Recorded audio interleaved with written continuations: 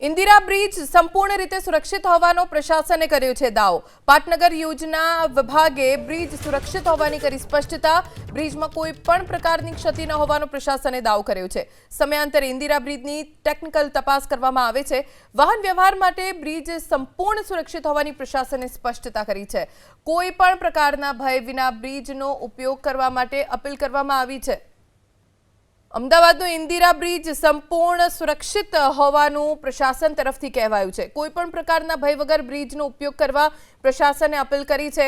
ભય વગર લોકો આ બ્રિજ ઉપરથી પસાર થઈ શકે છે। ઇન્દિરા બ્રિજ ઉપર કેટલીક જગ્યાએ તિરાડો જોવા મળી, ક્યાંક સળિયા પણ ઉખડેલા જોવા મળ્યા હતા, જેને લઈને બ્રિજની ગુણવત્તા ઉપર સવાલ ઊભા થયા હતા।